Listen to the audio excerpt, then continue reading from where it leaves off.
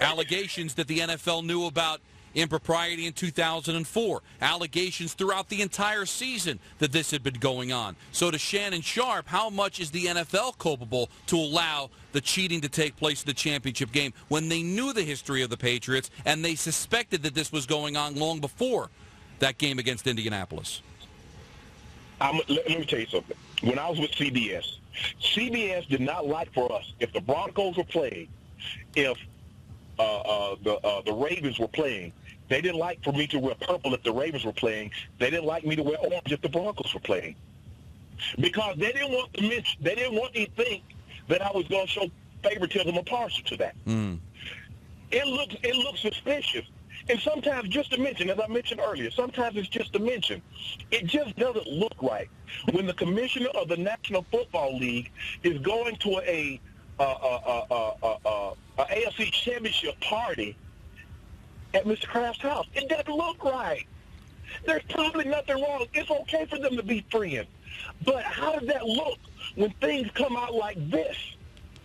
Now, what are you going to do?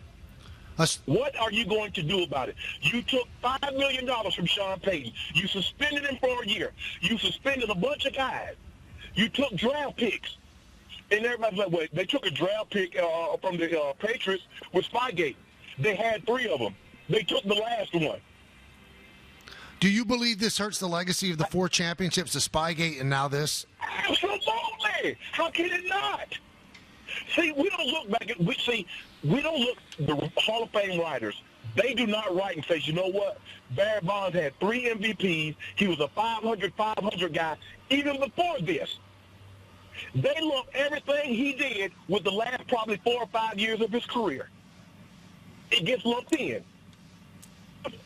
I don't know how you can't. How do they get but if we like you, and you and I, Michael, you cover baseball, you're around it, you've been around it probably as long as I've been alive. When we like somebody, we'll frame the narrative that's in their favor. But when we don't, that's when we write, I don't care what anybody says. I don't know how this guy ever gets into the Hall of Fame. How do you not? They've on 2 occasions. Now, this is not speculation. This is not innuendo. This is not conjecture. This is fact. They have tried to skirt and circumvent the rules. They were caught. They were reprimanded, but they learned absolutely nothing. And that's what I can't understand. You could suspend a player for personal conduct because you said it gives a negative look or black eye to the league. But here are these owners and teams that do things that go to the integrity, the very integrity of the league. You know, Shannon, you mentioned... You make teams release the players that are injured. Why? Why must I tell you that I had a hurt ankle or my knee or haven't practiced all week because of a shoulder? For betting. You want to protect the integrity. So if you want to protect the integrity, you can't pick and choose when and why and how you protect it. Now, Shannon, you played at an elite level. You're one of the great tight ends in the history of the sport. Barry Bonds, Alex Rodriguez, Bill Belichick, Tom Brady, some of the guys that have been accused of cheating are the greatest at what they do. Why would somebody with the intellect of Bill Belichick and the talent of Tom Brady cheat? Why would you feel the need to do that when you have all that talent? Because it's not good enough. A lot of times it's not good enough to be great.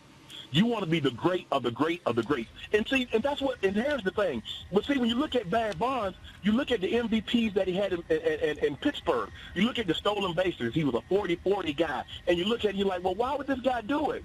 But then I look at somebody like Coach Belichick, and I'm like, he was just a guy in Cleveland. He was just the head coach.